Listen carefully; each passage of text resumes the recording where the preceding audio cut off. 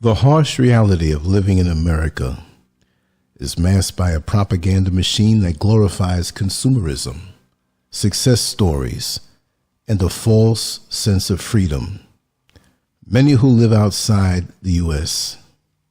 are unaware of these truths because they only see curated images on social media or Hollywood portrayals. These points are meant to shatter the illusion and wake listeners up to the idea that true happiness and fulfillment may lie elsewhere, in simpler, more community-centered lifestyles. When we refuse to process these truths, we remain enslaved to a system that benefits only the elite. The rawness of these facts is necessary to push past the ignorance and begin questioning the structure we've been told is the pinnacle of civilization.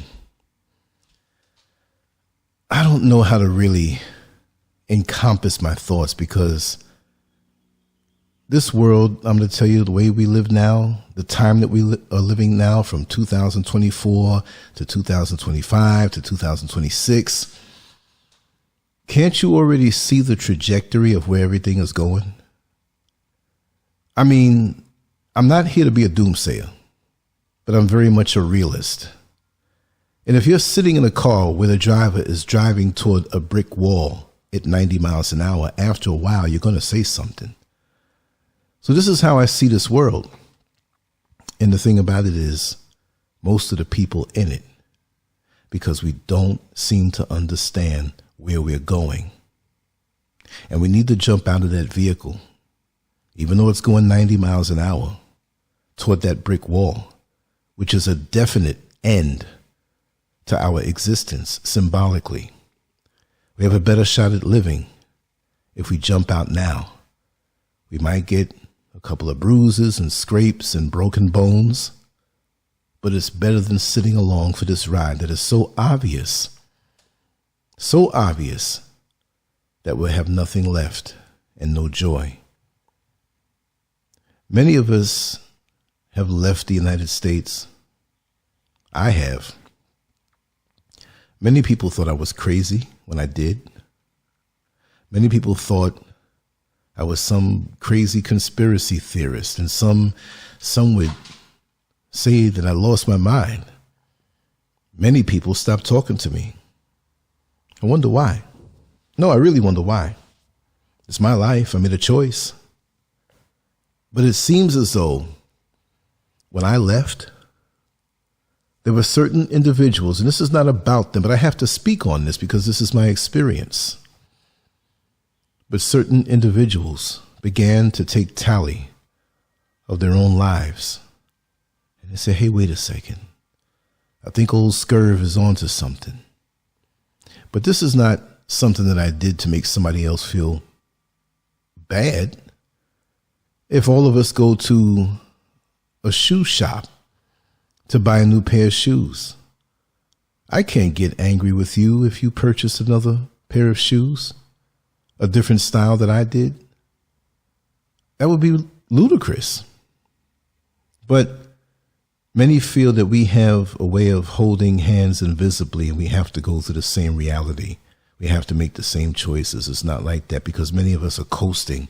This is the bottom line. Many of us are coasting. We're not questioning things. We're not putting it through the grill of critical thinking. We were born into certain things and we accept it. We don't question it. It's a big world out here. So why are you going to get upset with somebody who chooses something different on the menu? But I wanted to make this about the different points and the harsh realities of living in America, which from what I'm hearing, I've never been to the UK, but you can swap out the title of this and say the harsh realities of living in the UK. I'm quite sure there's a lot of overlap. And I would like to hear from those all over the world, wherever you are, even if it's not in a densely populated place like America, to let me know what it's like living there. But for many who don't live there, and live in places that are so far removed from the United States and the culture. Well, not necessarily the culture, because social media brings this engineered culture to the world that has them salivating to get over there from the images that they see, carefully curated, like I said earlier. But maybe they'll understand they have a lot more going for them than they thought before. And if not, dive head first, face first, jump from the pan into the fire. I don't hate America. I just hate the systems that have drained our life force. And I saw what it was doing to me, not severely, because I was always equipped from young to know what the real deal about the United States was. But when I actually saw it closing in on my life, I'm like, I'm out of here. I really don't care who doesn't like it. I really don't care who doesn't speak to me. I honor everybody's opinion. And reality can be quite different if you live in America and you have a ton of money and you've invested it well. You just have a little more sand in your hourglass before it runs out, because the world is about to change drastically and we don't realize it. As a footnote, I'm going to do some shows on artificial intelligence, digital currency, and how many of us think that we have to worry about Russia and their bombs. Nuclear war, World War III. That's something that would catch anybody's ear. And you know the media is running through it and running with it. And we're paralyzed.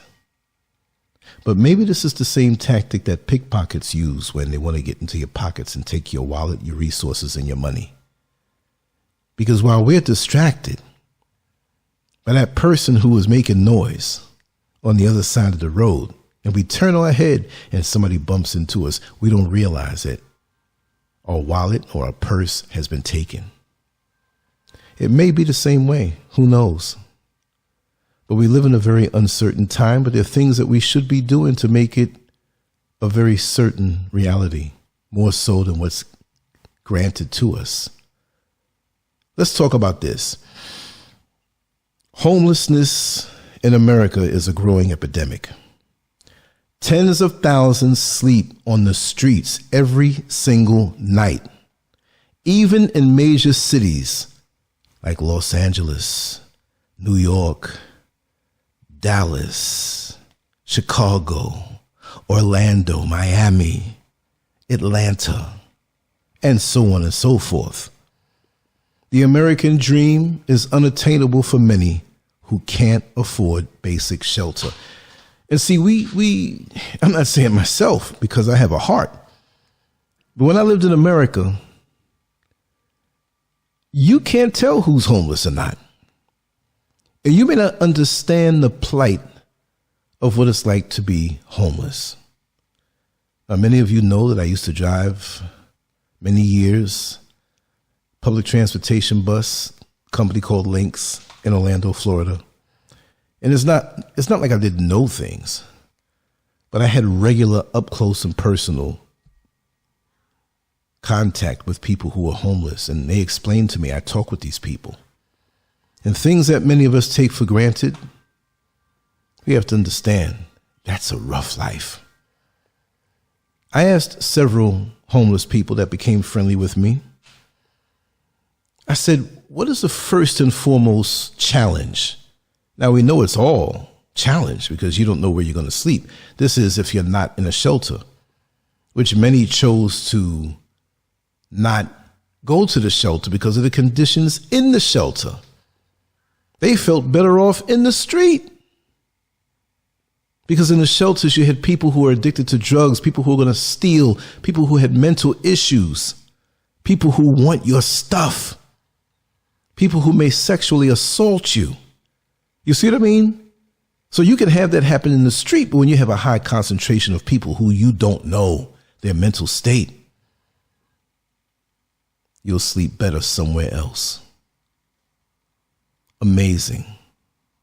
But the American dream is unattainable for many who can't afford proper housing. But the answer to that question, 85% of the time when I spoke to those who are homeless. You wouldn't believe it.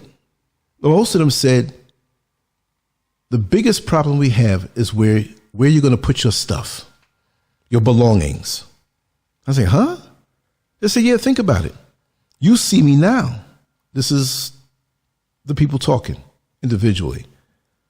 Pretty much in general. I'm just paraphrasing this. You see me now like this.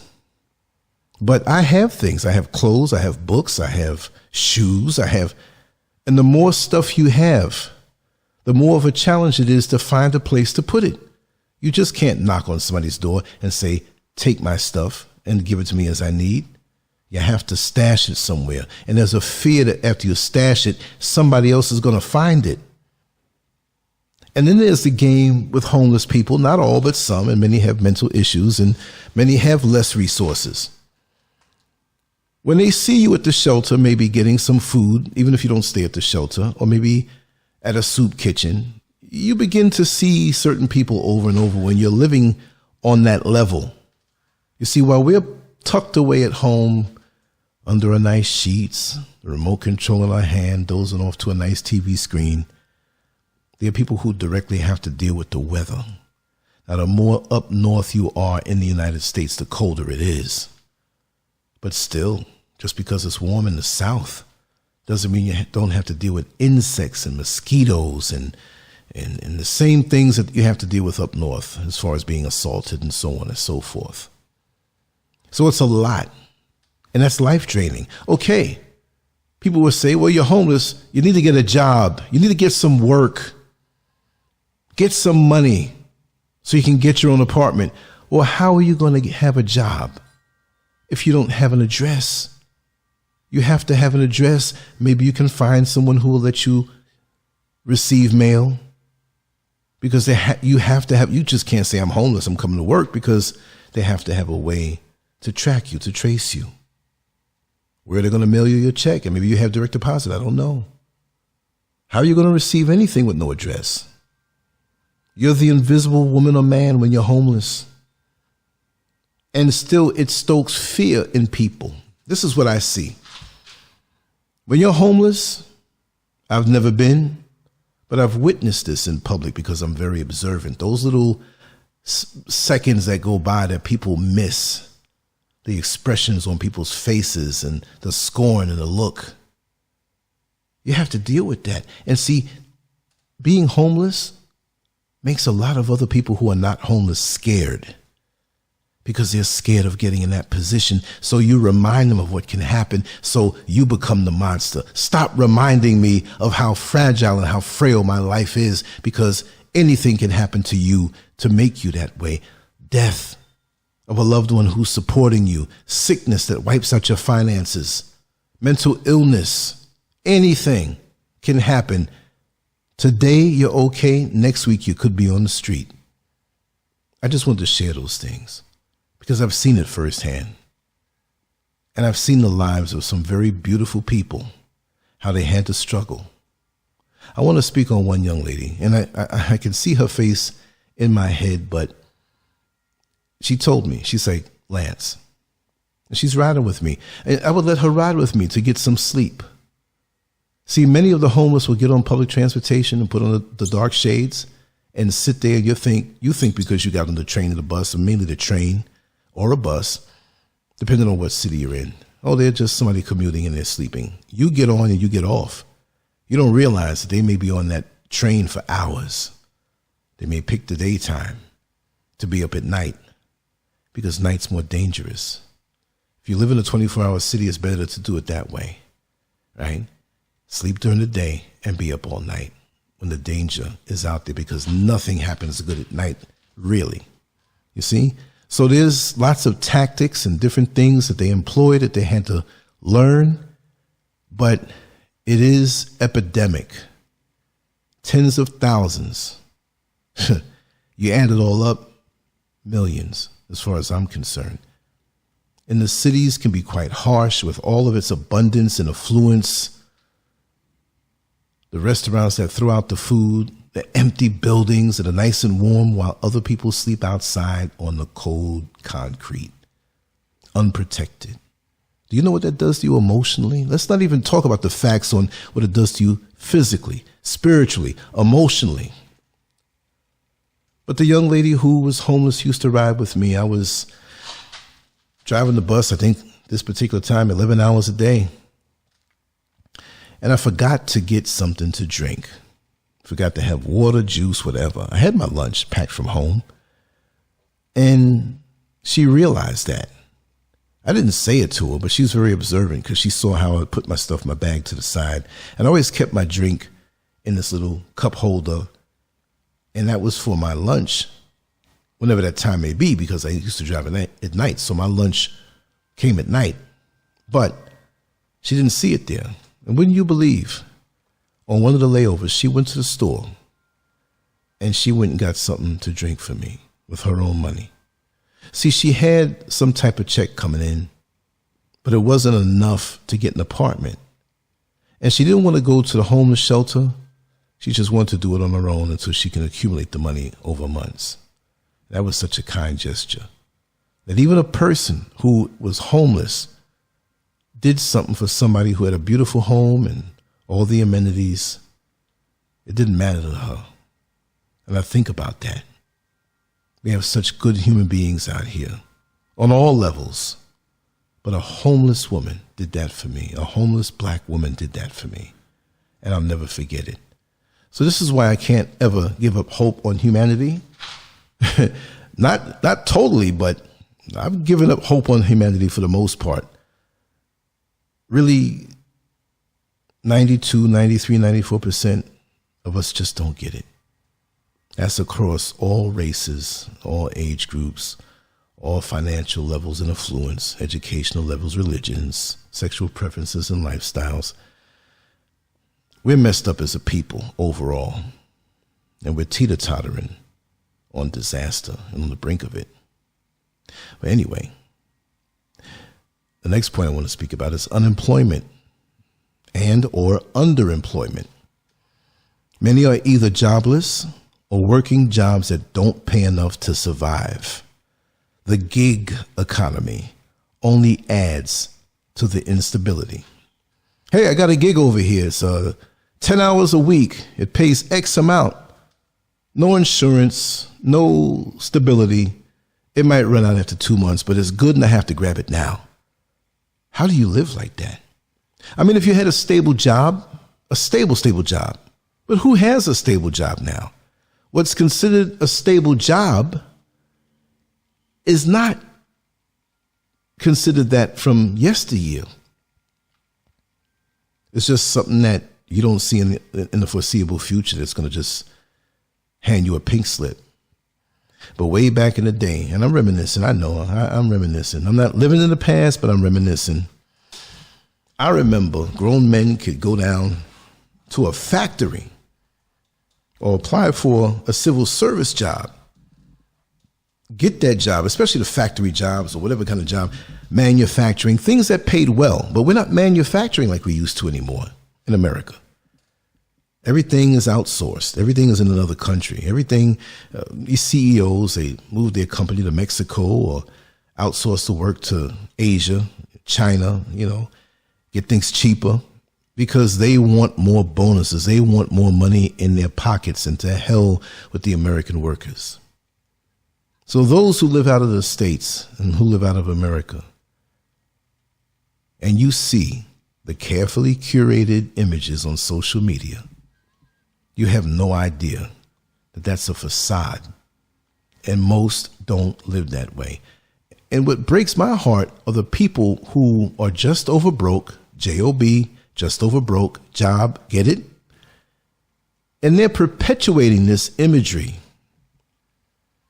to throw out to the world that they're living so well.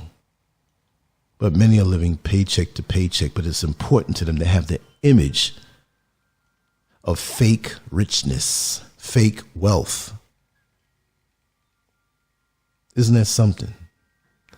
And those who are entrepreneurs, which I'm kind of getting scared of that word because too many hustlers use that word. They're not doing anything substantial. Some are doing scams and cheap hustles. Oh, an entrepreneur. That word is too broad and it covers too much. When somebody says that, I ask them specifically, what is it that you do? People call me an entrepreneur. I'm a retired dude and, I get a little piece of a check every month. But don't put that word on me. I'd rather you call me a hustler than an entrepreneur, because so many hustlers are trying to dress themselves up to seem legit using that word. But the most feel as though as long as they have a job, and as long as they get paid X amount, they don't realize how big of a world it is, and you don't have to wait for success. You don't have to work a job for 25 years to feel a certain way, because you're only going to be getting that same money in retirement. And guess what? Inflation, everything will be up even higher. I remember when my parents bought the house that I grew up in. You know how much they paid for it back in 1969? $13,000. You tell me today, in this day and age, can you purchase a vehicle? Brand new now, brand new. We know we can get something used at that price, but could you get a vehicle, a brand new vehicle for that price?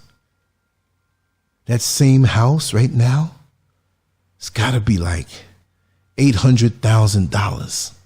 Imagine that. But the money back then was more powerful. The money has less punch now.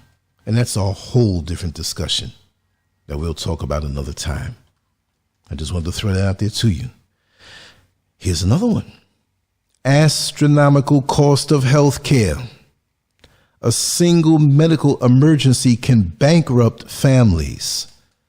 Americans often avoid health care altogether due to its unaffordability. So you're walking a tightrope.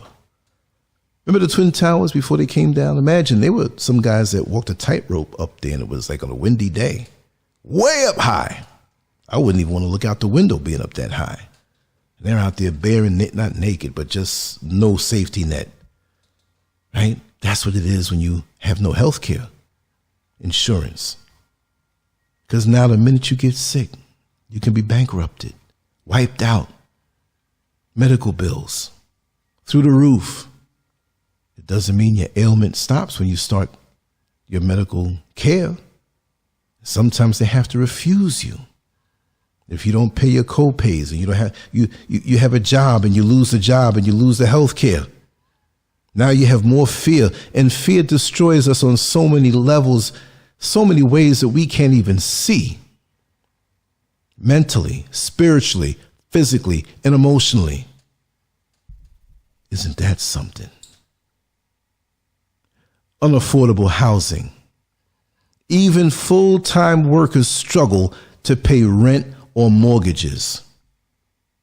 Homeownership, once a staple of the American dream, American dream, is now a fantasy for most. Imagine that. It used to be where you'd go to school, maybe college. But even if you didn't go to college or a trade school and you got out of high school, this is a whole different time. I'd say this is a little bit before my time. Maybe not. Born in 63, so you do the math. But you can get a job. The economy was more stable. You can find someone who you want to live your life with, and you both work this job that may not be super special, but you know how to budget your money. You know how to save. You know how to live. You weren't enticed to spend more than what you could afford. You didn't want to go buy a luxury car because you knew that a house was more important, because you wanted to have children. And you can do it back then. Why? Once again, because the money in America, the dollar, was more powerful than it is today. Isn't that something? So now we're stuck paying these high rents and crazy mortgages. And I don't care that the housing prices can go down. I heard they're going down in places like Florida. But it's still too high. When you think about all the other things that you have to pay for, you have to have your home insured. You got to pay taxes. You're going to have repairs. And if you have a family, children bring their own set of bills. You have a vehicle, that's another baby that needs to be taken care of. It's too many different facets. We can't live a simple life in America. It's too much. And then at the end of the day, you don't even have the time to spend with your family. You all are like strangers visiting home. Oftentimes, you don't have the same schedule. Oftentimes, when you go to the restroom, and most likely we have more than one restroom in our home, but just say, for example, you're hanging out in the living room. You don't want to go in your bedroom. You want to go to the bathroom right there, and you realize your family member is there.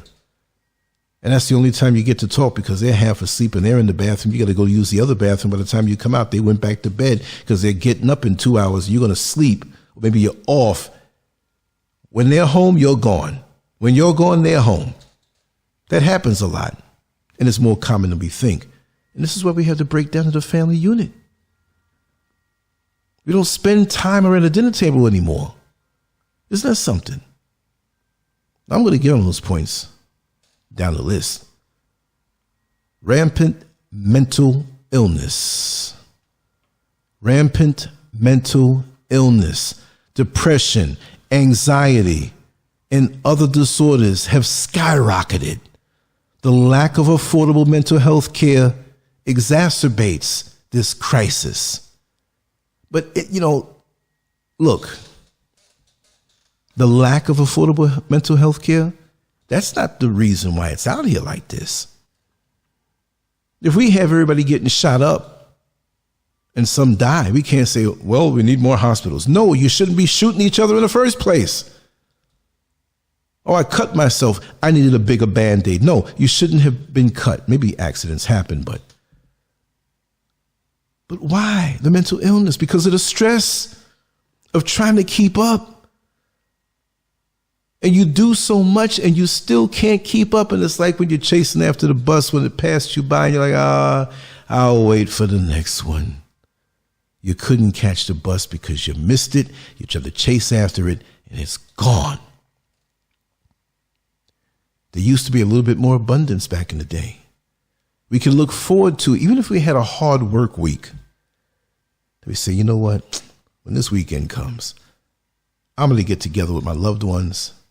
I'm going to get together with my buddy or my buddies or my group of friends, whatever your social circle was. But now we don't have a face-to-face social circle as much as we used to unless we really make the effort. And I don't mean that it can't happen. So please don't get in the comment section and say, well, I have it that way. We're talking about the majority of the people. We're talking about how society has been reduced to not have these things that undergirded our mental health. We got to pay a counselor or a therapist now to do what good friends would do. Self-healing. Hey, Lance, I see you a little stressed, man. I see your eyes a little puffy. I know you were crying. I know your mother or your father passed away a couple months ago, whatever. Come on, let's talk about it. Well, in actuality, my father passed in 1990. My mother passed in 1994. But I'm just using that as an example. It was a self-healing thing. We took care of each other. We knew we were loved. Now, many of us can't stand the thought of older age because it's like we start thinking it's scary.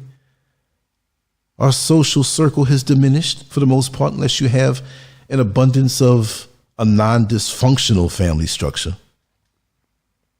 Because just like the article that I wrote, the word family can also be considered a 4-letter word.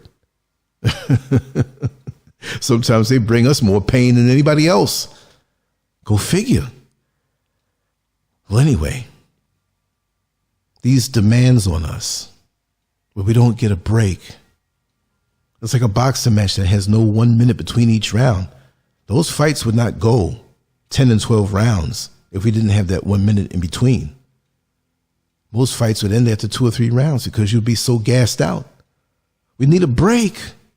Not just a day, but a sense of having a life where we go to work to pay our bills and undergird the majority of life. But now the majority of our existence is sucked up in work without being satisfied on the different levels of existence as human beings and the needs that we have. We have needs. We're not robots. And these jobs don't care about us. And we're going to find out about that too. I'll talk about that toward the end. Here's another one.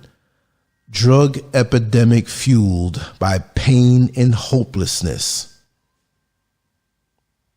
Many of us don't understand what's behind the drug use and what's behind the epidemic. And just like we spoke about with mental illness, there's pain, frustration, and hopelessness. If you're in pain, you don't want the pain. But the pain is not your elbow or your knee or a headache.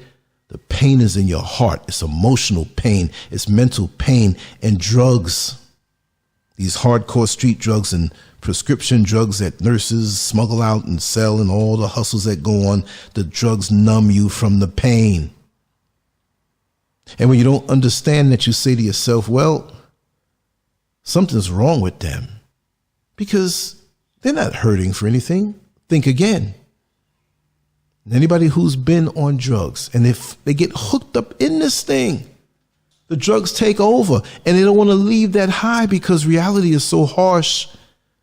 There's such pain and hopelessness in their reality. You understand? It's something you don't see.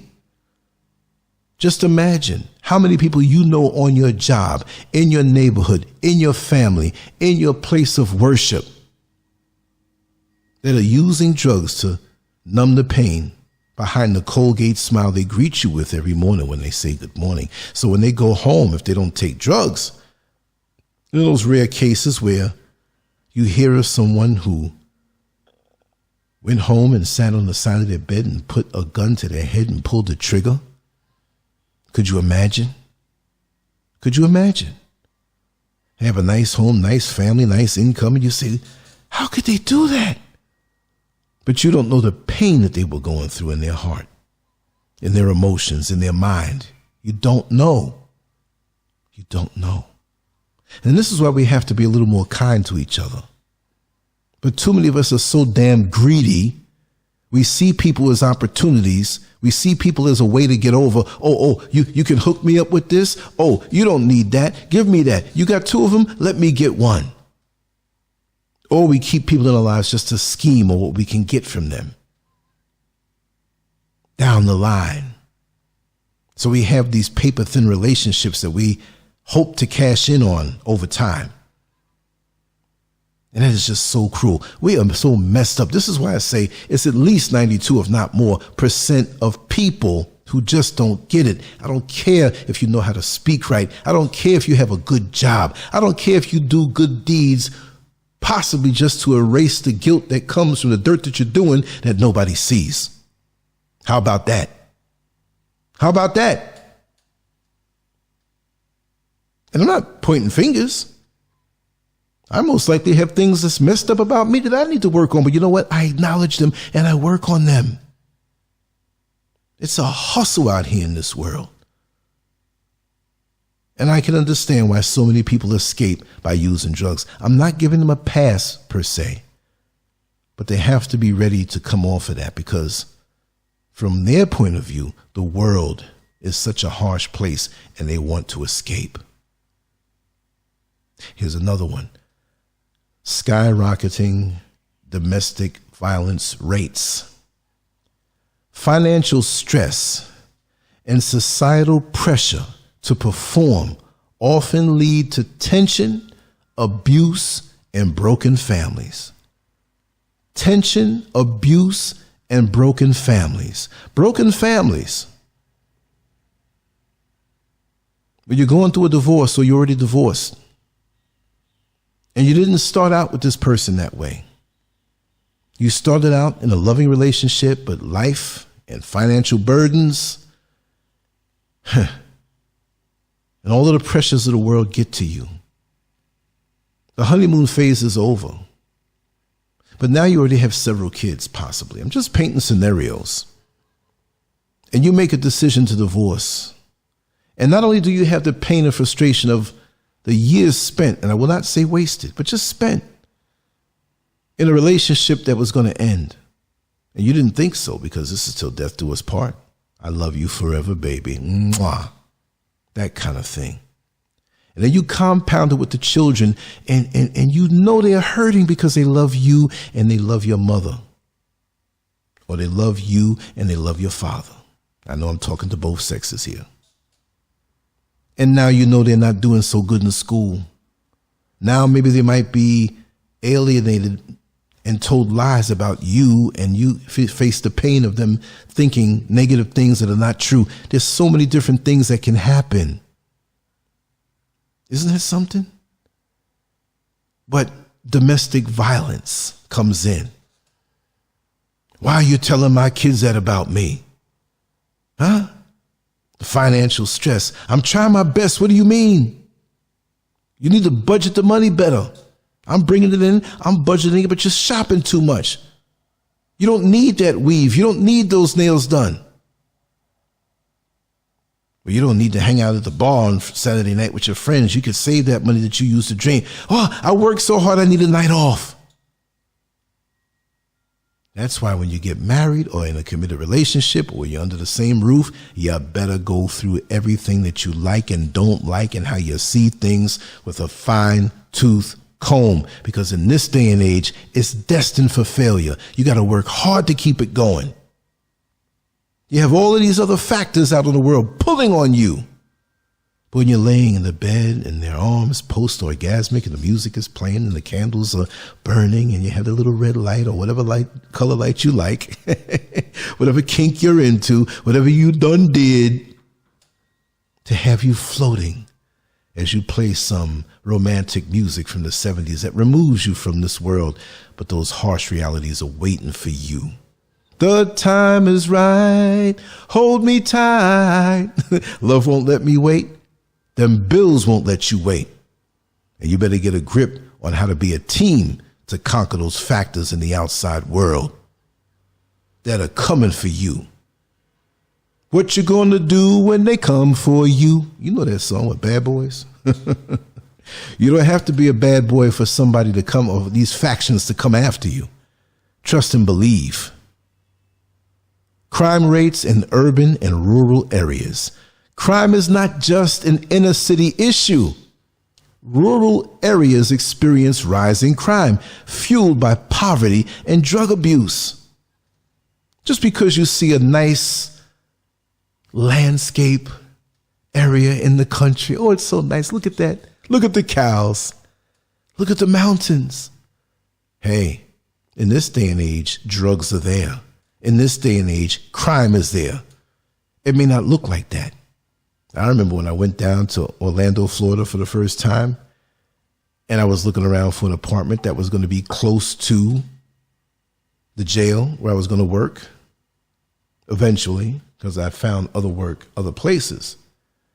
And I saw the palm trees. I saw all of this nice stuff. And I was like, wow, this is beautiful over here. This area is really, really beautiful. Little did I know. The freaks come out at night. The freaks come out at night. All the dope pushers, all of the prostitutes, all of the people who, God, what a dangerous area. And people were like, you live in that area? That's where you live? Oh my God, don't you know that's the hood? What? The hood? I didn't know, but I sure found out. Don't be fooled, and don't judge a book by its cover. You don't do that. So the lease was for a year, and I had to deal with the prostitution that was going on in that apartment complex, the drug dealers that were usually standing in front of my door. And it was a cruel contrast when I looked at the beautiful palm trees that lured me into the location and the manicured lawns.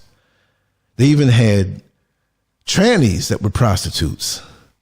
I remember walking down the street one night, and I still had that in me from New York City, thinking like, oh, it's nice out here.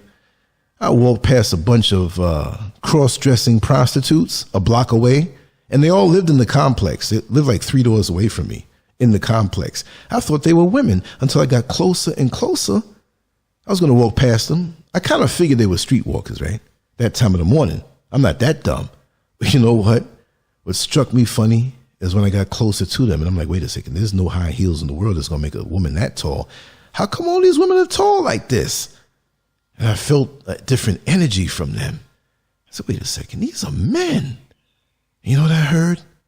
How you doing, baby? Oh, you look so fine. I was like, oh my God.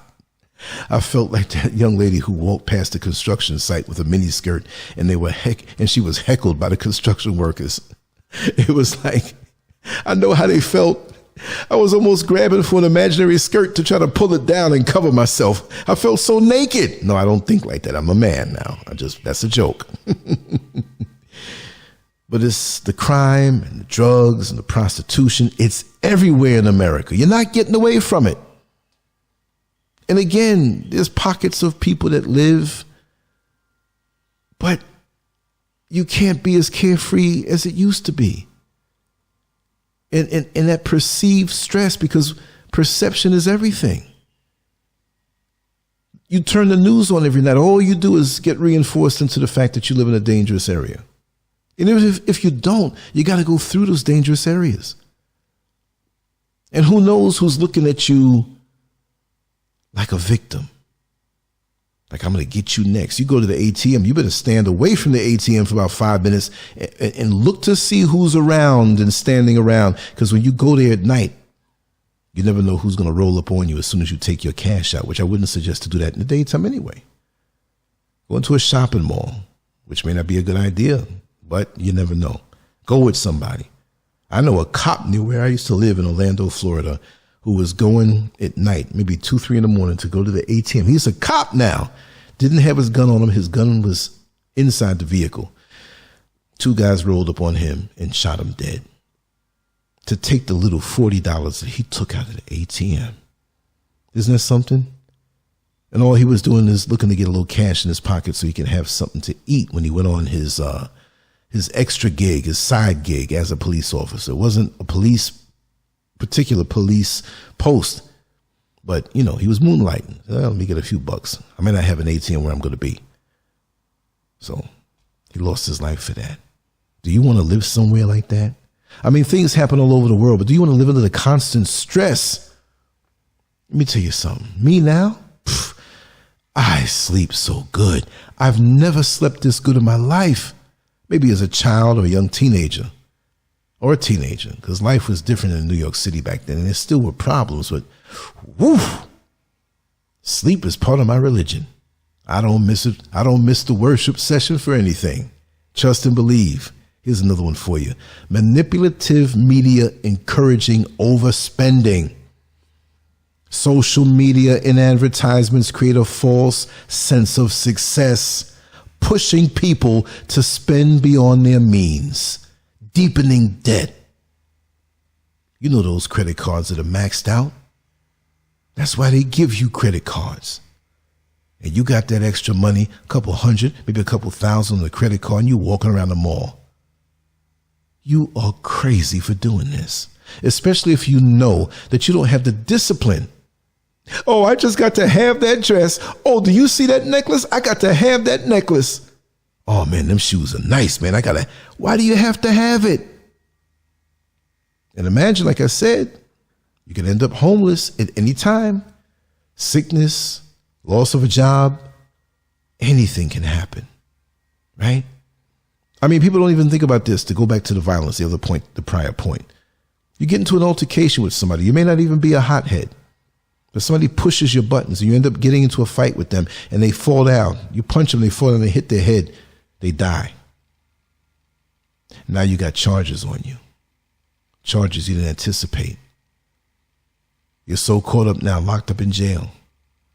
You don't even get a chance to call your job. You get a call to your lawyer or you get a call home, but you're no call, no show for 3 days. And guess what? You don't have a job anymore.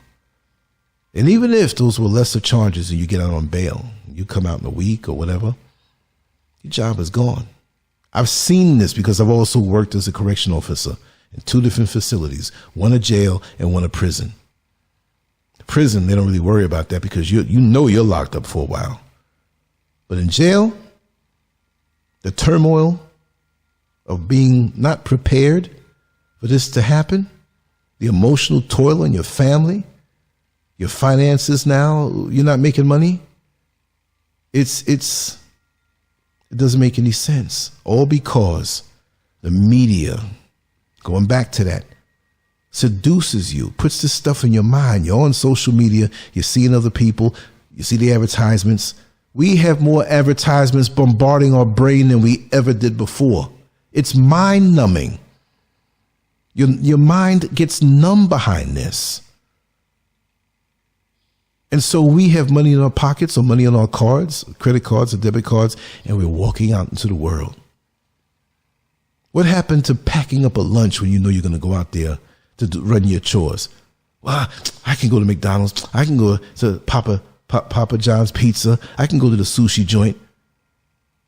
It's those little energy leaks that mess you up financially and why you can't get ahead. It's not, look, I had a friend of mine who dealt with real estate and had friends that were lawyers. And that's what he told me about people who lose their homes.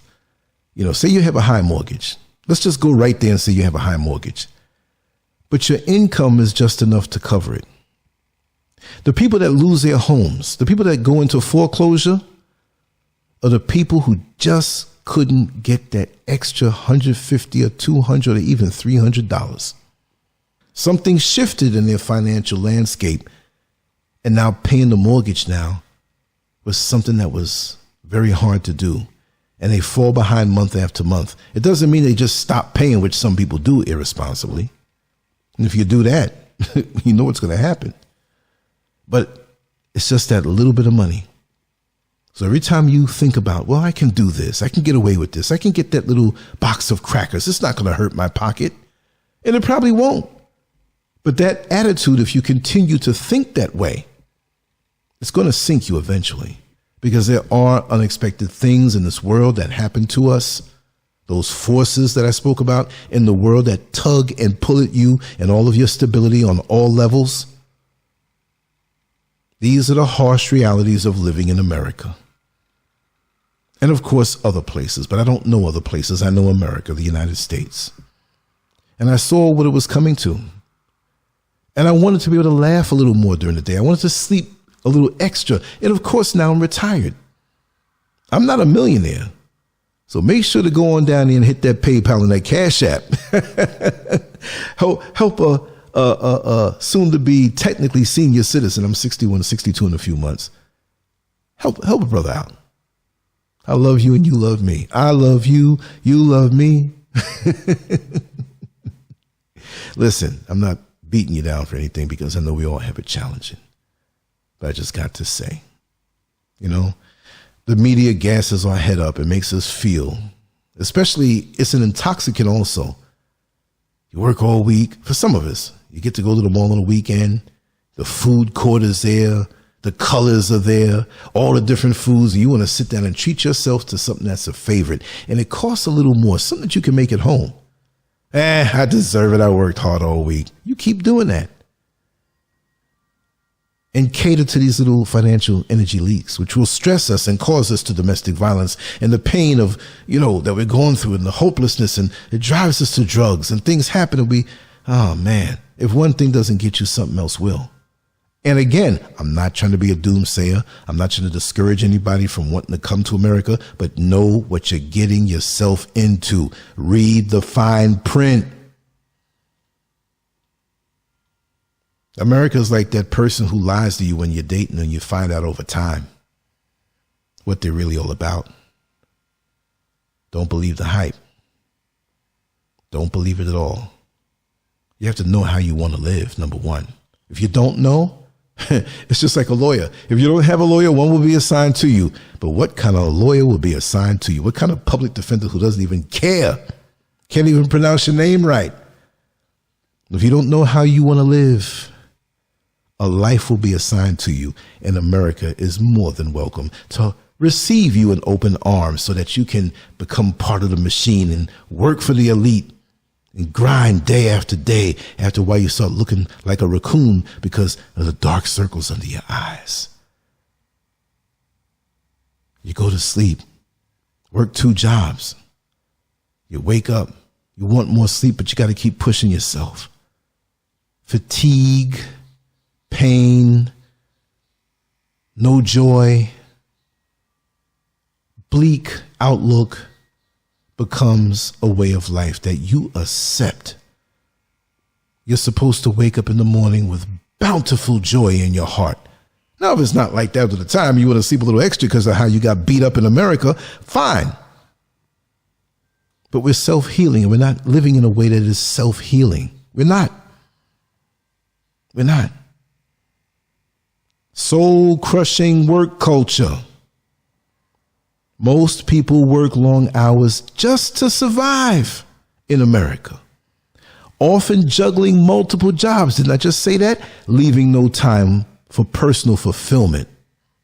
What happened to socializing? I'm talking about the real socializing. I don't mean endlessly scrolling, stroll. Now, you know, most of us who live in the inner city know those women who endlessly stroll the streets to make a little extra money. And I was going to get onto that point, but I kind of gave a slip. We'll talk about that later. But endlessly scrolling through your phone is not true socializing. Yes, we have technology, but guess what? Wouldn't you say, for those of us who've lived enough decades, I don't know what that year might be. You might be 80 years old, 90 years old. You might be 30. I don't know. But if you're 30, you grew up in the social media age. So really, you can't tell me anything about that. But that type of socializing filtered through technology and electronics does not have the soul, does not have the vibration, does not have the same feel as when you're sitting down with all the time in the world on a weekend and you're sitting across and you do treat yourself to a restaurant. That's not a crime. And you say, hey, let's enjoy our evening and have a good, deep conversation. Or if you're invited over to a friend's house and they cook up some stuff, oh man, and you're sitting there and you're having this conversation and you're eating slowly and you're creating memories and you're making plans and you're reminiscing on things in the past. You're not socially isolated. We have so many means and ways of contacting each other, speaking to each other, but we're more lonely than we ever been before. The long work hours, we're physically fatigued. And then we have to work again to cut the lawn and wash the clothes, take care of the kids. Yeah, take care of the kids all week too. Wake up before them to get them ready. Get them ready for school. You're tired already. Get their food done. When you come in from work, you have to deal with the kids again. No problem. They're your kids. You love them. You're going to do right by them. But what I'm trying to say is that this society doesn't leave us any room for joy. How about that? You don't need to do a how about that t-shirt, because I'm always saying that when I make a point, how about that? Like a challenge. I dare you to challenge me on what I just said. How about that? Yeah. I'm going to hook that up. Another week or so, you'll see that in the merch area, the SCURV store. I'm going to call it that, right? Got to say the name for branding as much as you can so it goes into people's subconscious mind. SCURV. Oh, I know who that is. Unbelievable. Soul crushing work. Soul crushing. Crushes your soul. Disconnection from family. The grind of survival forces families to spend less time together, leading to emotional and relational breakdowns.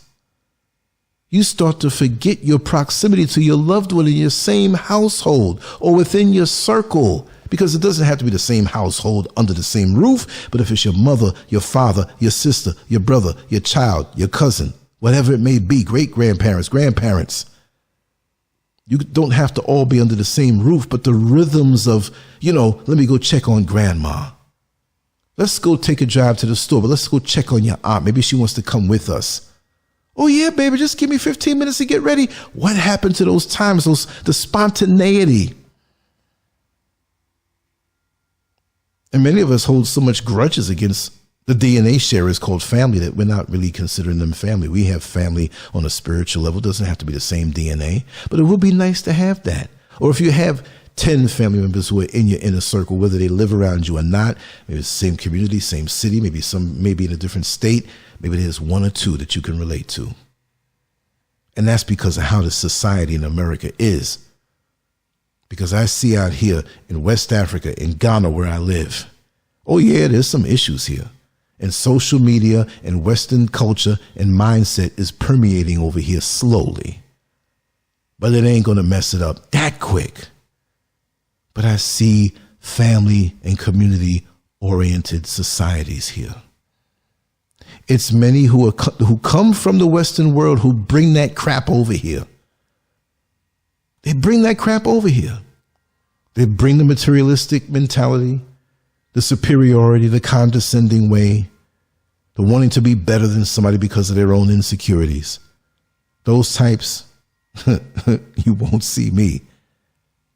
I'm really like a loner.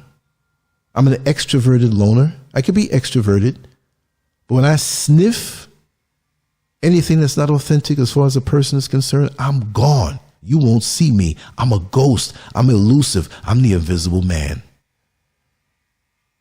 No, I'm not dealing with it because that robs the quality of your life. True family. And if your DNA sharers don't get down with you, you have your own spiritual family. Those who think like you, those who have something common, you're striving for the same goals. America rips that apart. So you have to protect that with all your might. And you got to check yourself when you find yourself starting to think like the Western culture that is so destructive, especially when you're an African, a true African. See, many, even there's some Africans in Africa who ain't African. They're more Western minded than anything else. Truth be told, I'm going to tell it. I'm going to tell it. I'm going to tell it. I'm going to tell it. I'm going to tell it. I'm going to tell it. You can put on all the ankhs and you can change your name and you can lock up your hair and call yourself Empress this and I am this and I am that and Prophet this and this and that. But your dookie still stinks and your breath still stink and your actions still stink. See, I can deal with the stink breath. I can deal if you farted or something, but your attitude stinks. I don't want to be around you. That's the worst kind of stink. I'm sorry to be so lewd, and I hope you're not eating anything. Because when I start flowing, it's a whole different ball game.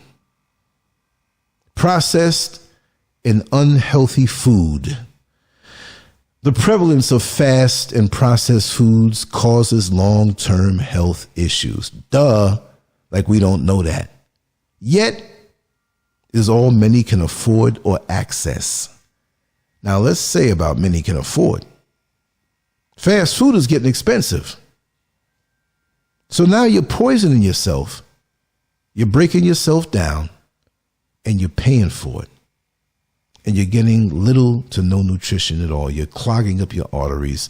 You're sugar blasting your pancreas,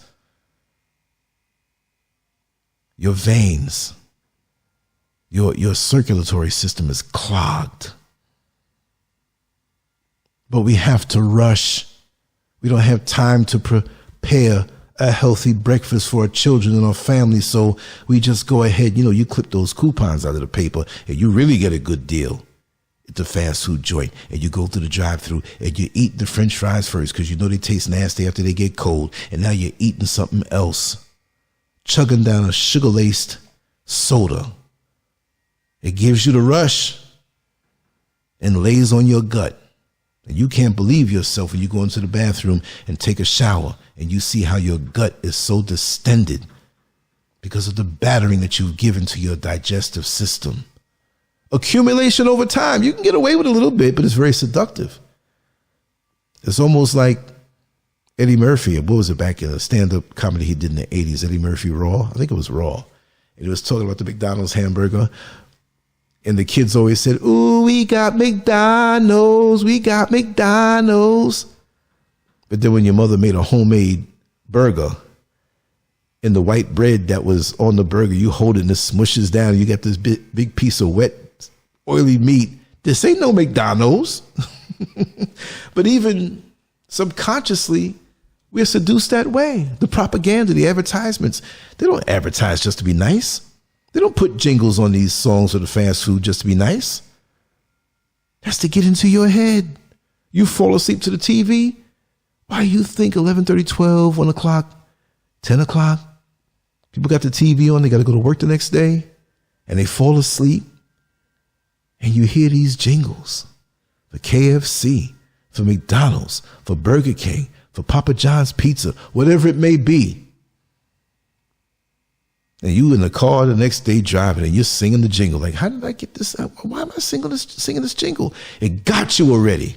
And so now you're driving down the street and you see one of these places and you know you got food at home, but you feel too lazy to cook because you're too tired because you had to get up early in the morning. And you just want to throw down something to chase away hunger. You're not even concerned with your nutrition. Isn't that something? Processed and unhealthy food. Ooh, I'm going to make a t-shirt out this next one. Debt is the norm. From student loans to credit cards, Americans are shackled by debt that often takes a lifetime to repay. Student loans and credit cards. Let's talk about these predatory mortgages. Let's talk about the perpetual credit card debt that many of us carry like a noose around our neck that will never come off. Debt is the norm. So we struggle with debt and we give it what it needs just to go away for a couple of weeks until you come back again, but it's never paid off. I know a dude who bought a video camera and I think he was paying it off for like 20 years. It was obsolete. Not even after the 20 years, after about 3 or 4 years, you know how technology is. It was, you know how much money they get out of you? The interest rate. You buy something for $1,000 and I'm going to take my time and pay this off. You might end up paying $18,000, $19,000, $20,000 if you let it. It's crazy. Do without. This is why these days people don't do layaway anymore. Remember layaway? Layaway. If you can pay for this item before the year is out, or before the 6 months are out, or before the 3 months are out, like that's the terms. You deal with the terms they say. You pay us a little bit every week. We hold it for you. And when you make the payments, it's yours. Now you don't owe anything. Why can't we do our own layaway when we see something that we want and we put that money aside? We can't do it because we lack the discipline. I'm not saying everybody, but if you can master those impulses financially, you'll always find yourself on top of the world. Debt now is the norm. Debt is the norm. Also, education is a financial trap. While touted as a path to success, the cost of higher education enslaves millions to decades of loan repayment. I don't even have to explain that one, because it's evident. And then you go look for a job. You have your degree now and you have all this debt, and the job might pay well, even though it might be not something that's stable, because you got AI coming to take jobs. It's not going to take every job.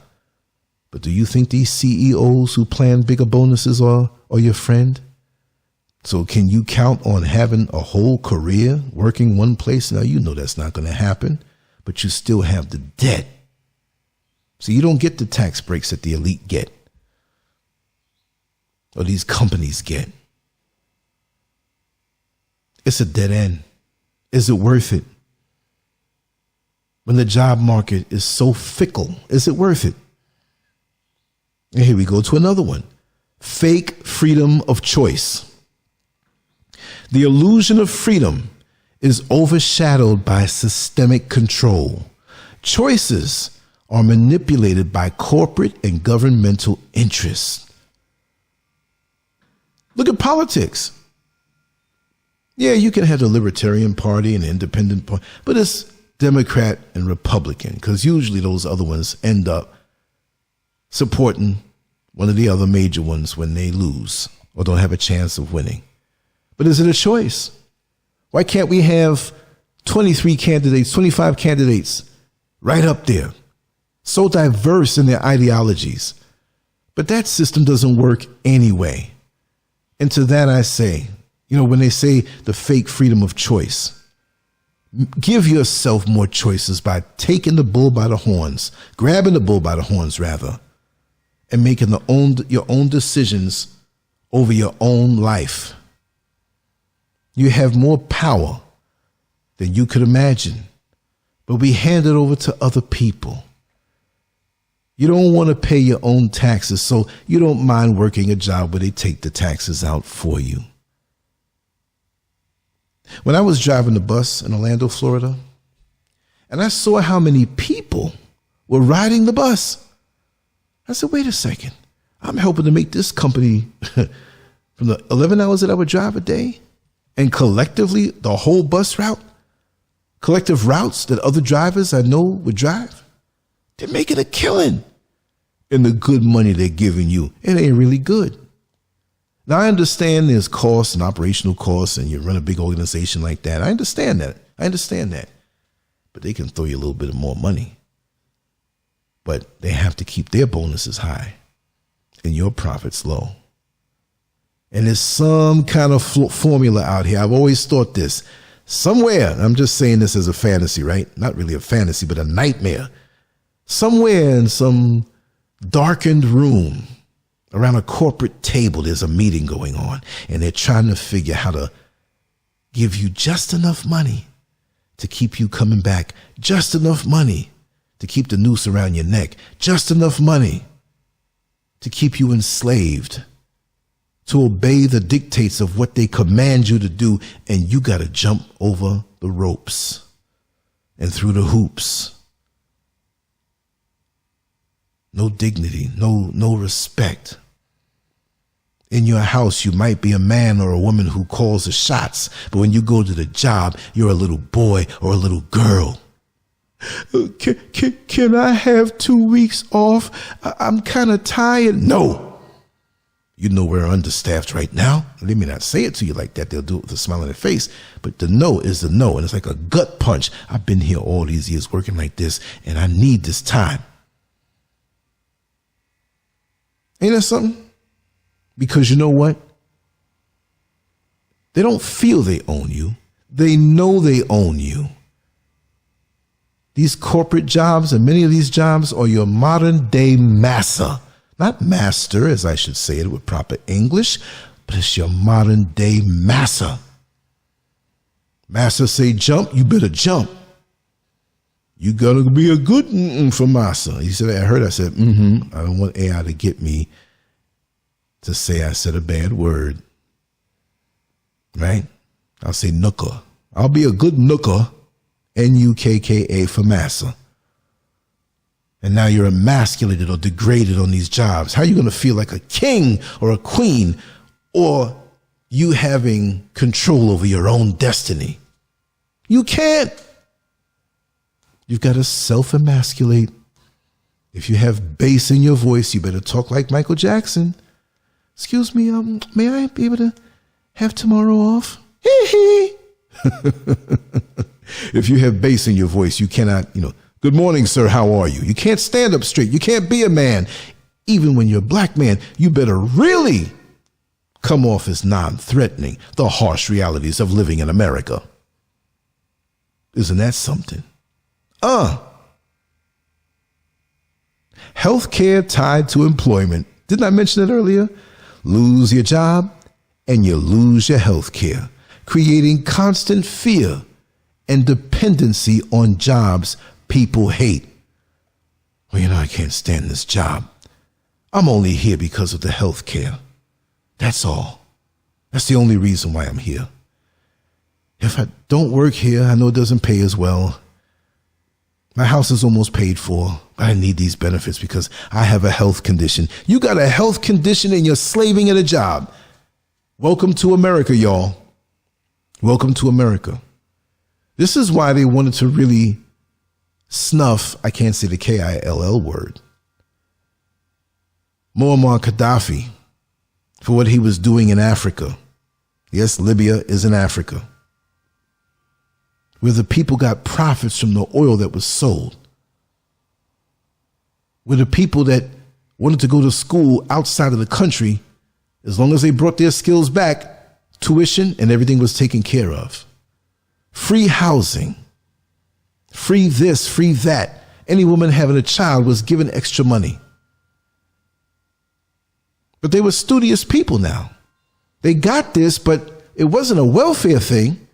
It was a share in the abundance thing. America would be so great and so loved. Imagine if everybody was getting paid in America. I mean, really paid. They'd be enthusiastic to serve the system because it would be a righteous system. They wouldn't complain. If you didn't have to work 5 days, at least 8 hours, and that's not enough, but what if you could work 4 to 6 hours a day, 4 days out of the week, 3 days out of the week, and let the machine that you contribute to serve you as an individual? I'm just making this up, but something where you wouldn't feel bad about being drained and tired. Automatically have 2 or 3 months off in the year to do whatever you want to do. Man, show me a place like that. I'm there.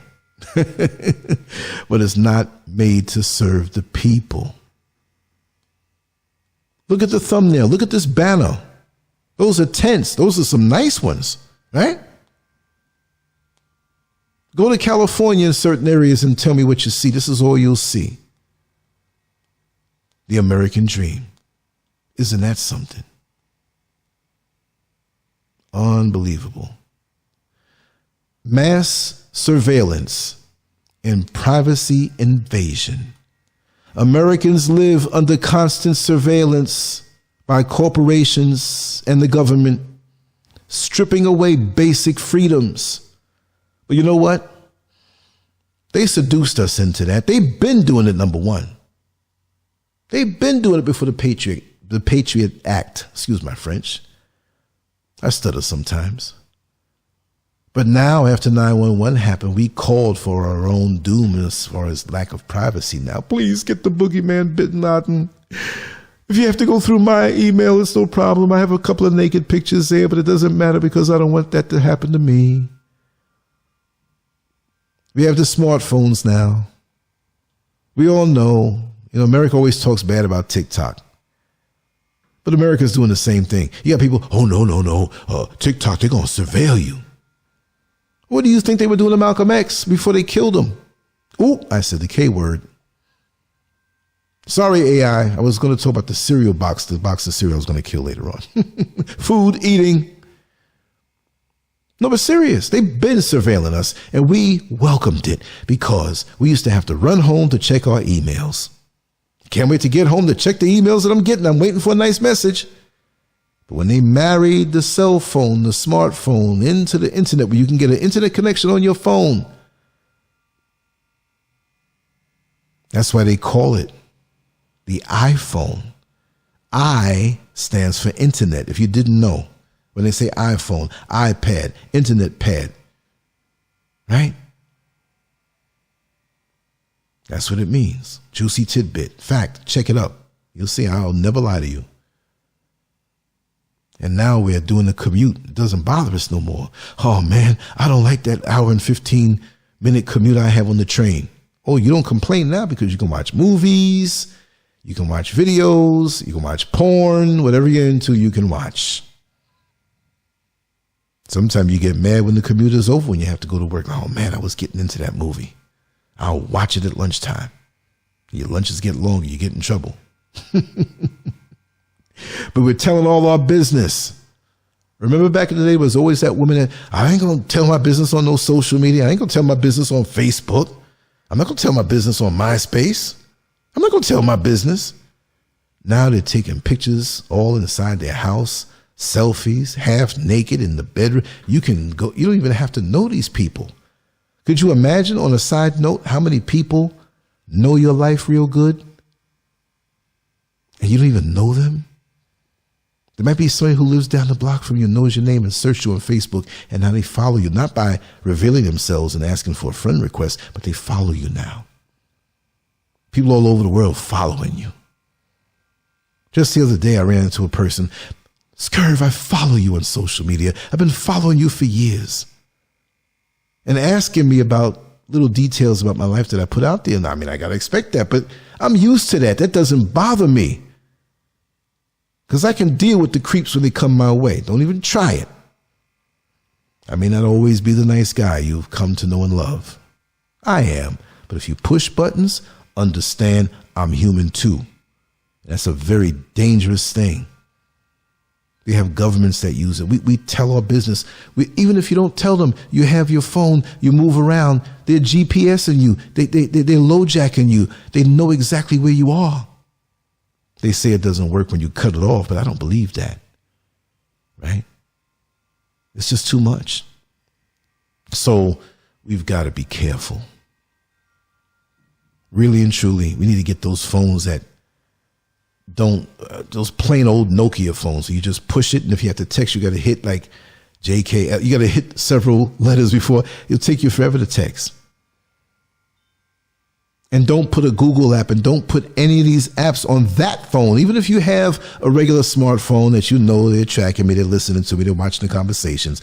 All of that stuff is stored, believe it or not. Have that other phone,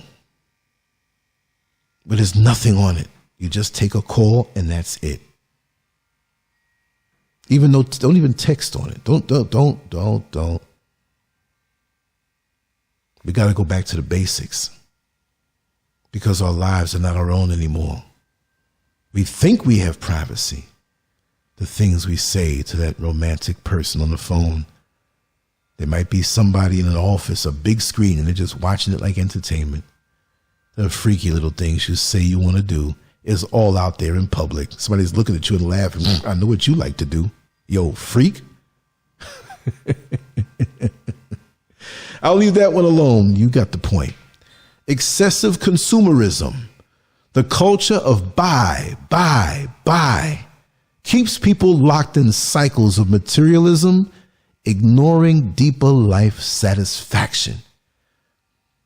Because they keep you feeling, and when I say they, those who are advertising, those who have the marketing budgets to keep you feeling as though you're less than when you don't have the latest outfit, you don't have the latest car, you don't have the latest phone, you don't have the latest gadget. So you're working on a slave job, barely making it, striving to get the new this and the new that. And that's all you can strive for, is just to get a new phone. Because what else can you do? You can't say, well, I'm going to hop on a plane and go to another country for a couple of weeks. Like those who get the huge bonuses that work you to death. Hey, I'm going to stay out here another month. I love it. I think I'm going to buy some property out here. Most of us can't even do that. And when some of us figure it out, even not making a huge amount of money, we hate on them. We hate on them. Because now you saw what they were trying to do and they do it, and you realize you're stranded, knee deep in the quicksand of America. And it seems like you're sinking and sinking more and more every day. And we do it to ourselves. Buy more. Excessive consumerism. Over-reliance on pharmaceuticals. The medical industry profits from keeping people on lifelong medications rather than addressing root causes of illness. They want you sick. It's big money to keep you sick. It's big money to keep you not well. And the commercials on TV that tell you have to take this medication. Oh, I heard there's a new medication for my condition. You buy a medication like it's a gift, like it's a birthday gift for somebody. For my condition. You've embraced the condition. My condition. Everything that is in the artificial, you find in the natural. That's why they don't want you to live natural. Natural vibration, lots of clean, fresh water, lots of fruits and vegetables, lots of sunlight, lots of rest, lots of laughter, no stress. Yes, there are stressors that we deal with naturally, but not this concentrated foolishness in these bigger cities and in America and in the UK and all these places where they suck from the bottom, which we are on the bottom, most of us. Even when you're making a little money on paper, that money has been weakened. But we don't see it. And the years are going by. I said to myself, I am not going to find myself at 60 years old in America on somebody's job. I'm going to have to take what little I have and make ends meet with that so I can commandeer my day the way I need to commandeer it and control it. Right now, I can click the button where I'm recording this conversation and get up and take a walk. Now, this is not bragging now. I'm just telling you it's reality because I've been a wage slave for many years, even when I knew what I wanted to do. See, the minute Kunta Kinte wanted to get off of the plantation in the movie and documentary Roots from back in the 70s, he couldn't do it right away. He had to think about it, plan.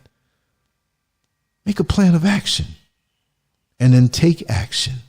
But many of us fantasize about taking action and we never do it until somebody else gets the call about you. Hello? Hey, baby, did you hear what happened to Mabel? Well, what happened? We were just eating last Sunday. She's okay, right? No, baby, she gone. She gone. She didn't know she had a brain tumor. That thing spread throughout her whole body. I'm not trying to be like a doom type of person. I'm just saying the time is now. Plan. Plan what you have to do and take action. Too many of us have become lackadaisical and just push things off to the next day, and most of us will never live that dream, which that can become a reality. We never do it. And understand that possibly where you are is where somebody else wants to be. But where you are and you have a higher vision, what are you doing to go after it? Year after year after year, what are you doing to go after it? Do you find yourself in the same place? Do you find yourself embracing the same frustrations that you have for many decades? Some for years and some for decades. And you're going to die like that? No, I don't want to die like that. I want to die striving for something. And I want to die empty. I want to die having tried out everything. I want to try out striving for everything, accomplishing the things. And with each passing day, there's more and more of a sense of urgency with me because I'm not going for it, laying back and not doing. Rest in peace, Brother Mike Hamer. Rest in peace, Brother Holler, who have taken hours and hours of their life to share their wisdom on this show, and I'm still here, and I'm going to keep their voice alive, and I'm going to keep my voice alive and keep doing what I have to do, regardless.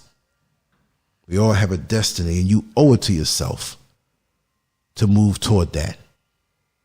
Whether you believe in what they call God or not, we didn't make this by ourselves, and we're darn smart people now, aren't we?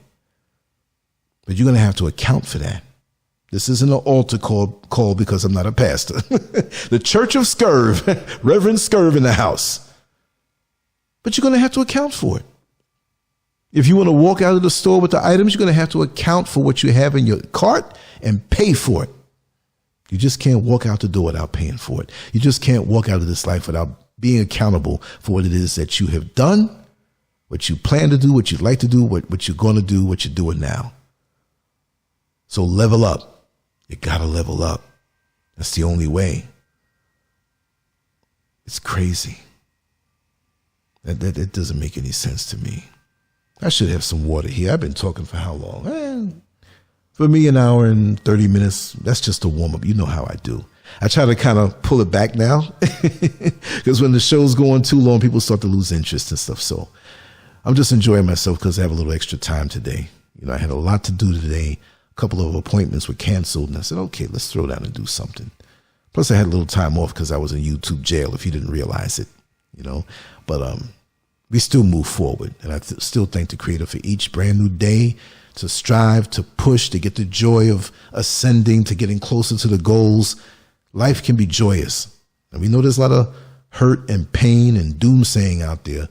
I'm a realist, and I will talk about those things. But I'm very enthusiastic about my life because this day was gifted to me and it's something that I have to do for this day. So if it's just this one video and maybe it helps someone think a little different, then I did my job. I don't care about what the hits say because you know how that goes. My God, he's got like 500,000 hits on this one, but it'll say 24. I'm going to be the first guy to have a negative number next to where the hits are. I'm going to be talking like this anyway, so why not share it when I can? Not that I know everything, because I tell you one thing, I've learned a lot from you. Many have sent me emails. Many have corrected me. Many have taught me new things and pointed me in different directions, and I'm open for it. And I will say Ghana is not my last destination. There are other places to travel and explore, and I may want to live in some of those places. The world is wide open when you're not trapped, when you're not shackled. And the worst kind of being trapped and enslaved is when your mind is enslaved. I have no boundaries. I'm boundless. This is not being souped up. But like I said, I can take a walk if I want right now. I got another passport. I have a Ghanaian passport now with my dual citizenship. I can go anywhere I want. I can go places that Americans can't go. And can go, because I still have my American passport. Options. Open your options. Think beyond what the system wants you to be. Because they're going to suck you dry like a battery and toss you to the side and replace you as a battery with somebody else. Isn't that sad? Social isolation.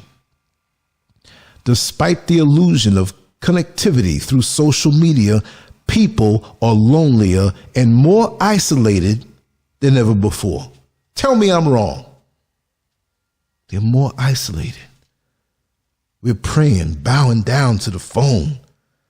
If you're right-handed, your right thumb is getting stronger and more muscular. If you're left-handed, your left thumb is getting stronger and more muscular from scrolling up and down, mindlessly looking for something to connect with. Your brain is open and you're receiving whatever goes by that screen. You're not on a purpose like when we used to go to the library and we're looking for a specific book. We're not looking for anything specific. After a while, yeah, we may Google something or search something that they record and know what your likes are to kind of understand you and know you. And it's not a good thing. But other than that, some of us fall asleep with the phone in our hand. Some of us fall asleep with the hand holding the phone over our face, and all of a sudden, boom, it hits you in the face because it fell out your hand because you fell asleep. Sitting up there in the bed like the Statue of Liberty with your hand up. I need to draw a picture with the Statue of Liberty holding up a cell phone, looking up at the cell phone. That's what we are today. And that's sad. Oh, I've been sweating all day. I got to take me another shower. But you got to put that work in. Got to put that work in. Social isolation. We're lonely. And look, I get messages on Instagram, Messenger, Facebook, several email accounts, YouTube comments, LinkedIn, Twitch, all kind of social media platforms that there's some that you don't even know exist. I'm not saying you don't know and you're ignorant. I'm just saying because I'm in this, there's dozens and dozens and dozens and dozens, hundreds of social media platforms out there. I'm on a lot of them. I'm on a lot more. And just the other day, I chose to cut down on those that I respond to. Listen, y'all, look, I can't check a Messenger message and check a Facebook message and check a LinkedIn message. And you got some people singularly who will just, I'm going to send him a message now here on LinkedIn. Where are you? I'm on Facebook now. Don't do that. And you get mad. Oh, you didn't answer me. Some people wake up and check the emails all day and messages all day and never come out of that and look around the whole day. It's gone. Their brain is overworked and their body got no exercise. Their head is so much full of these things that stall them and lock them like a locked engine that sat in the garage too long. And now you put the key in it because you didn't start it up. You let it sit for months and months and months. And worse if it was outside up north in the wintertime, frozen. And you wonder why it doesn't start. And you wonder why you can't get your thoughts together because you got too much junk in your mind. Social isolation. Isolated from the human touch.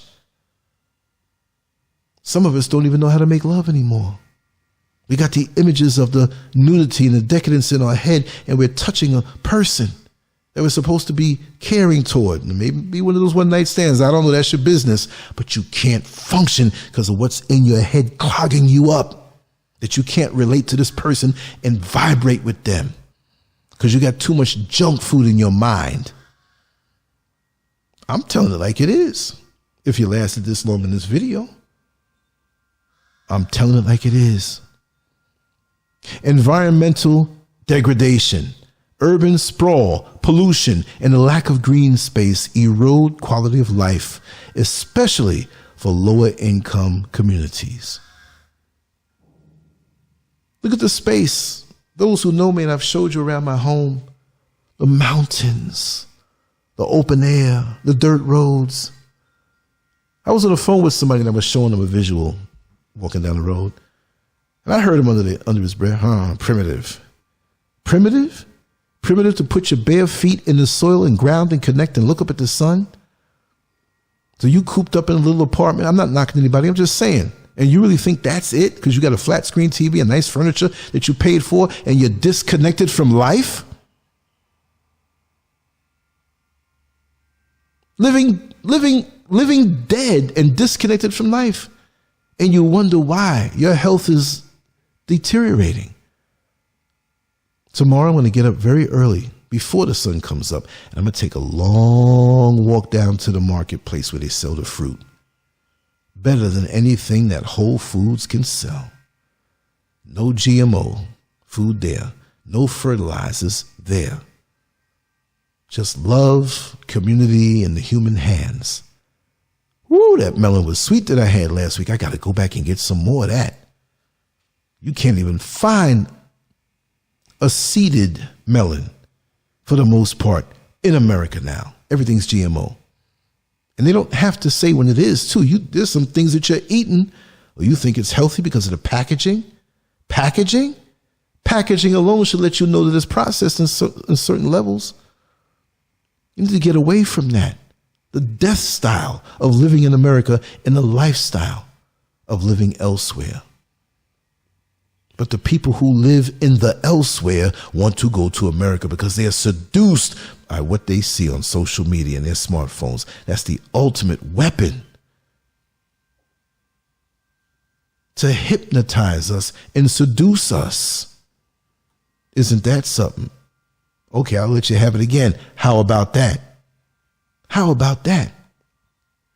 No safety net. Minimal government support systems mean even a small setback can lead to financial ruin. In other words, the government don't care about you.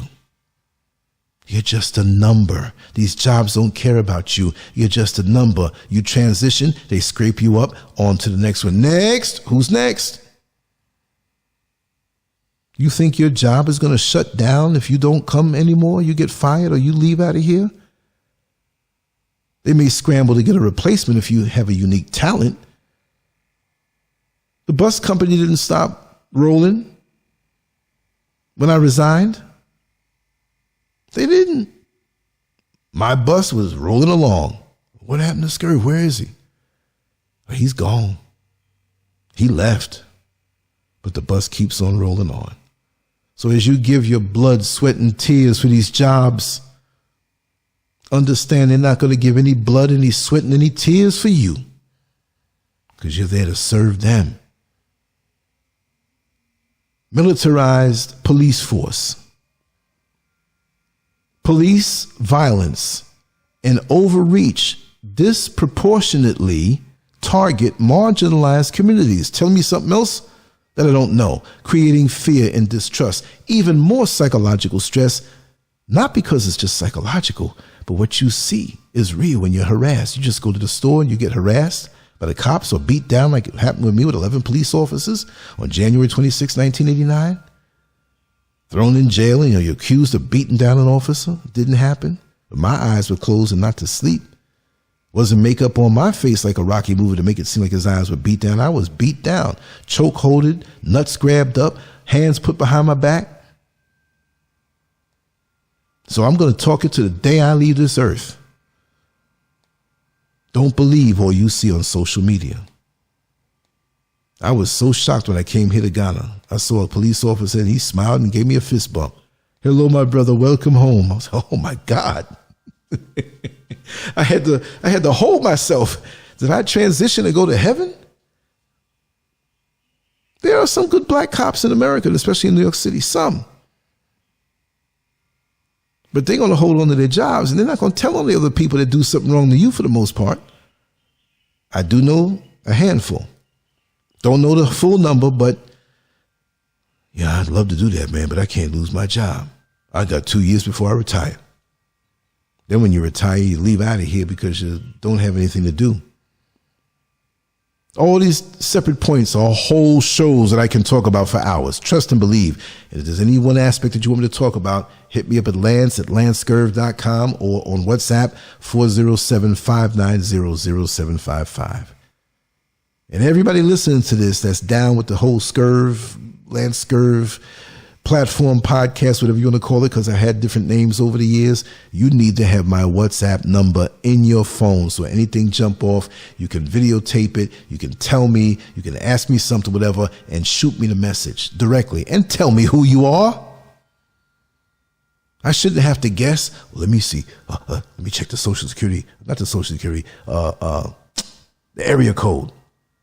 See, I'm thinking about Social Security, right? I get Social Security in April, and I got that in my mind like, please, government, keep on going so I can get that money because I gave y'all enough and y'all owe me.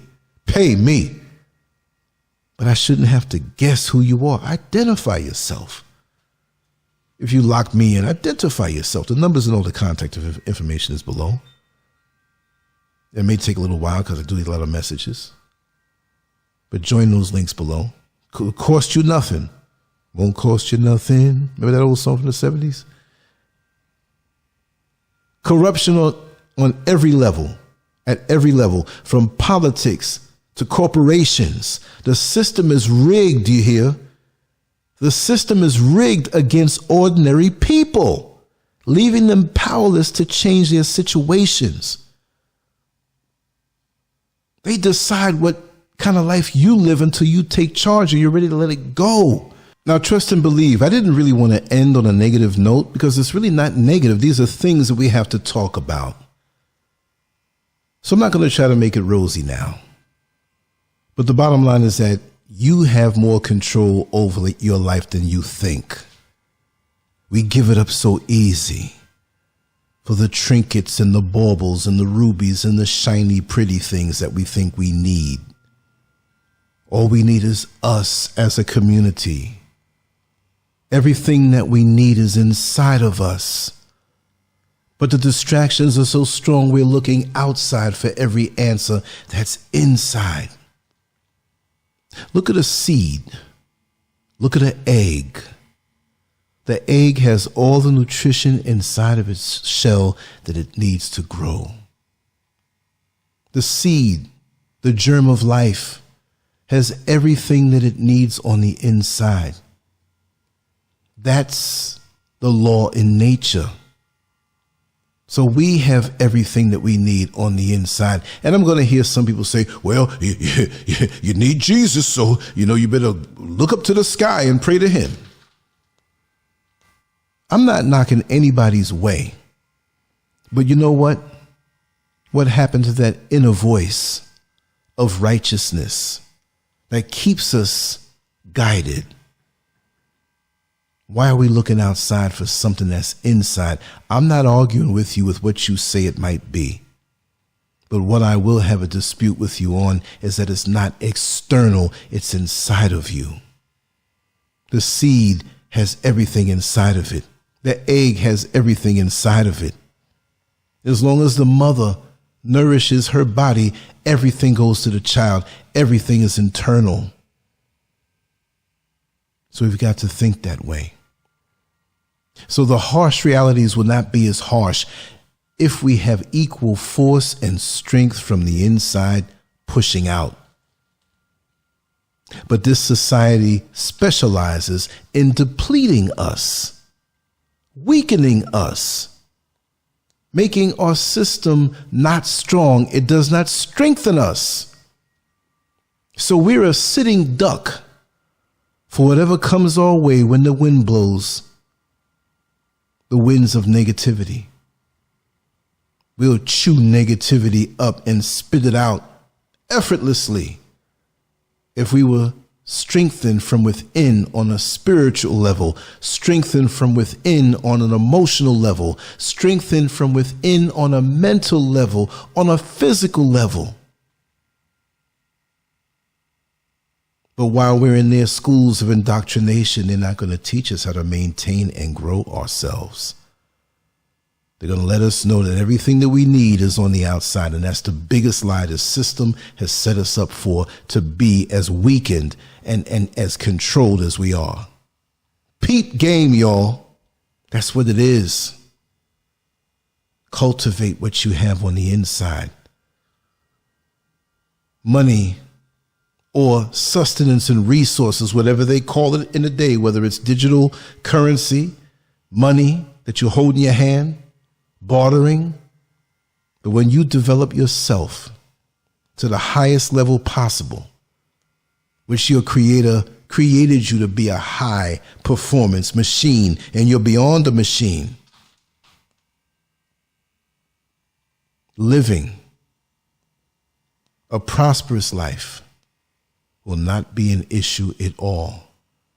After a time, as you master it, like a little child that gets on a bicycle and can't seem to get his balance right away, but you put the trainer wheels on to help guide him. So after a little guidance, to be able to catch your balance in the harsh realities of living in America, you can master it. But why should you have to struggle every day and fight every single day?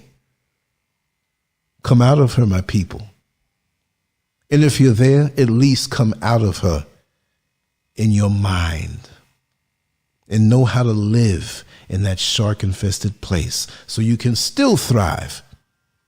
But it's best to go somewhere where you have peace and you don't have to battle every single day.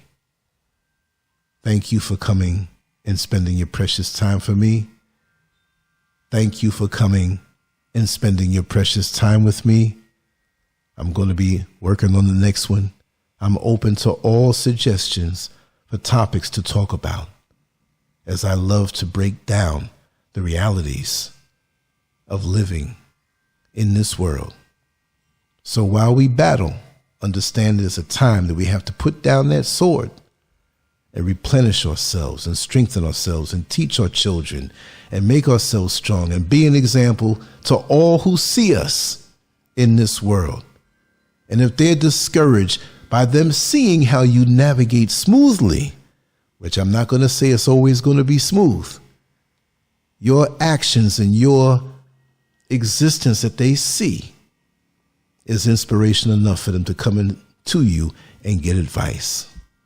And we need to share it freely, because the enemy is not going to share it to keep us strong. The enemy and his system is there to keep us weak and living below what our Creator wants us to live. The system wants us in decadence. The Creator wants us to move in respect. The system wants dependence on it. But our Creator, like any proud father, any proud mother, wants to see us at our highest, to manifest all that is good that was put in us, and to be independent and self-sustaining. These are so many things that I can talk about, but I just want to let you know that I love you. Reach out to me anytime, Lance@Lancescurv.com, or on WhatsApp, 407-590-0755. It's always a pleasure, and I have some other things to do, but I will be back tomorrow. And thank you so much for spending this time with me. Much love. Peace. Lancescurv.com. Bold, raw, and uncut.